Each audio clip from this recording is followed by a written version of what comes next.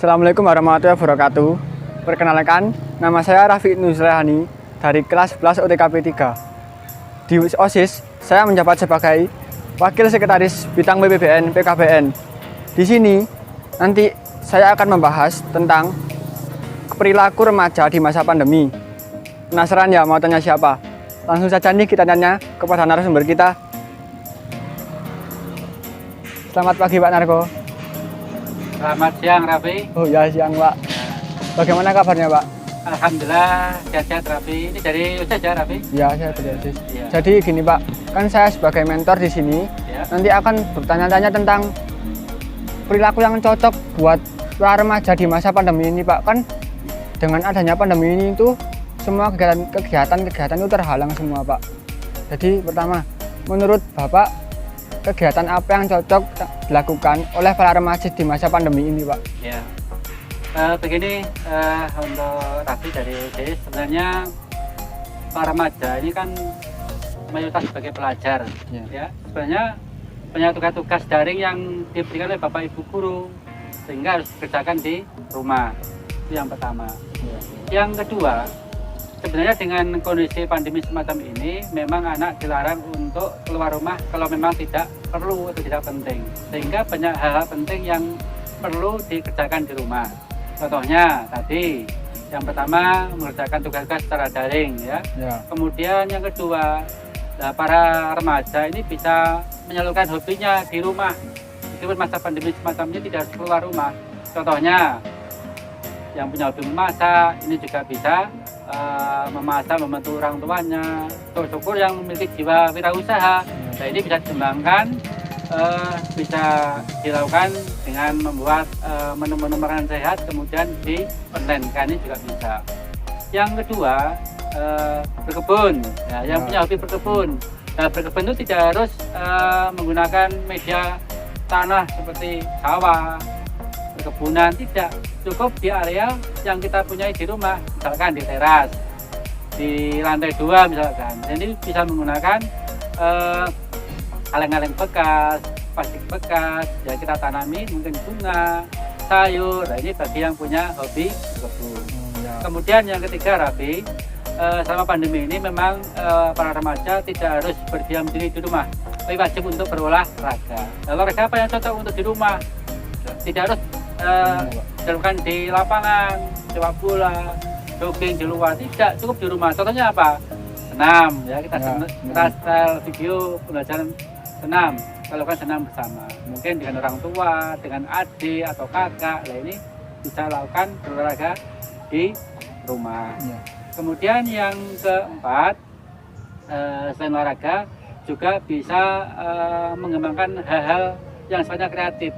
Mungkin ya membuat kerajinan tangan, ya, membuat prakarya yang lainnya, ya, sehingga semua yang sudah menjadi hobi kita ini kita salurkan selama musim pandemi ini.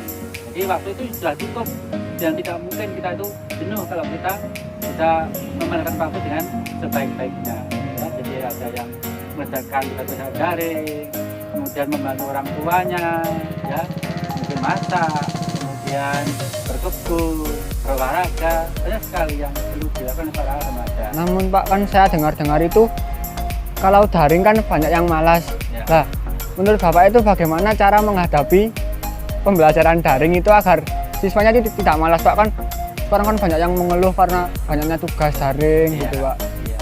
Memang begini lah, ini memang tidak dilema. Di sisi lain, pihak lembaga pendidikan ini tidak mungkin membiarkan anak untuk tidak sekolah, Ya. tidak ada tugas-tugas pembelajaran atau libur di rumah. Ini tidak mungkin. Sehingga pembelajaran selama pandemi ini dilakukan secara daring. Bukan tatap muka. Ya. Nah, ini untuk menghindari apa? Menghindari berkembangnya wabah COVID ini, sehingga anak tetap di rumah, ya, di rumah dan tetap terus belajar. Dengan cara apa? Dengan daring tadi. Nah, anak yang merasa punya tanggung jawab, ini waktunya cukup untuk mengerjakan daring.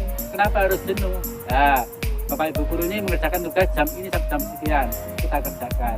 Kemudian Bapak Ibu guru yang lainnya mengerjakan tugas ini sampai jam sekian. Banyak waktu yang kita butuhkan untuk mengerjakan daring. Ya. Ya, untuk menghindari kejenuhan daring, ini mestinya dipastikan dulu HP-nya sehat enggak. Yang kedua, sinyalnya bagus enggak. Yang ketiga, paketannya tersedia enggak. Ini banyak rangkaian yang wajib harus dipenuhi. Nah, kalau salah satu aja yang tidak terpenuhi, jelas ini akan menghambat daripada tugas-tugas secara daring, sehingga anak mau jenuh, ya, bosan, malas. Kenapa? Secara fasilitas saja juga tidak mendukung. Kenapa? HP-nya bagus, kemudian paketannya ada, tapi sinyalnya nggak ada. Mungkin tinggal yang ada di pegunungan, kemudian yang di pelosok. Ini juga menghambat di dalam proses pengerjaan secara daring. Nah, ini membuat anak secara terus-menerus akan jenuh. Kenapa? Merasa dia tanggung jawab, tapi dia tidak bisa melaksanakannya karena kondisi alam semesta ini. Nah, kalau semisal yang tinggal di pegunungan gitu Pak ya, lah itu kan tidak ada sinyal.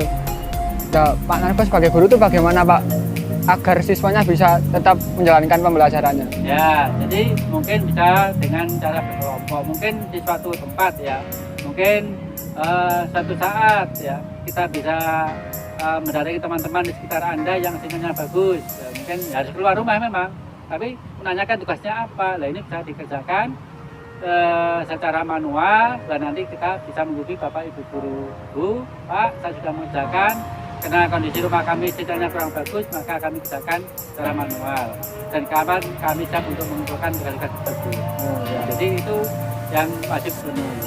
Yang daring juga bisa jalan, yang dengan daring tidak bisa berjalan karena kondisi tadi, maka dia juga harus mengerjakan secara manual. Ya. Dan ini Pak yang terakhir. Ya. Kan dalam pembelajaran daring ini banyak cenderung malas. Lah, malas itu kan mendorong hal-hal yang negatif Pak. Contohnya seperti banyak yang mengikuti demo. Nah, tanggapan Bapak bagaimana jika ada siswa SMK 1 yang mengikuti kegiatan demo tersebut? Ya, mudah-mudahan tidak ada yang demo ya.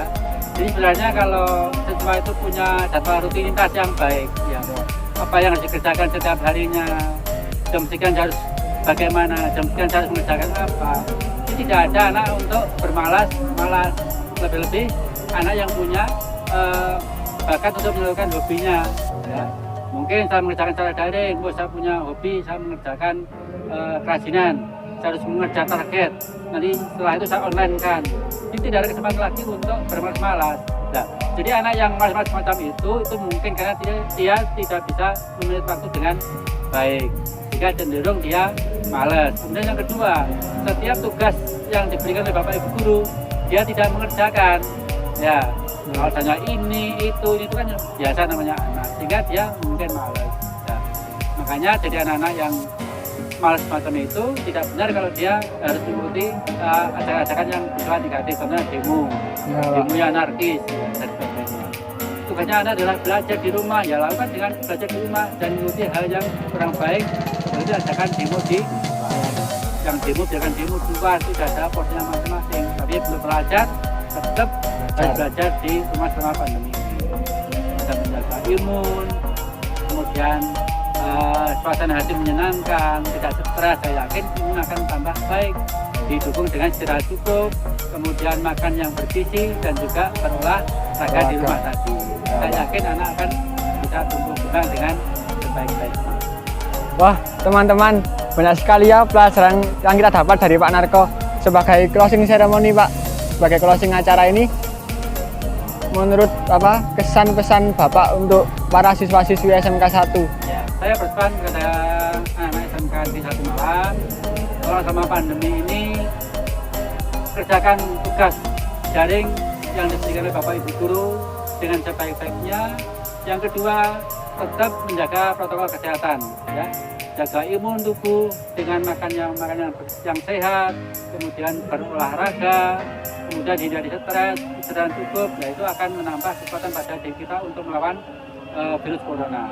Selain kalau kita bepergian, mungkin menggunakan masker, selalu menjaga jarak. Saya yakin itulah hal-hal yang patut dipenuhi untuk menjaga protokol kesehatan selama pandemi. Ya, untuk yang Terima kasih Pak atas ilmu yang diberikan. Saya cukup mendapat banyak pelajaran di sama-sama.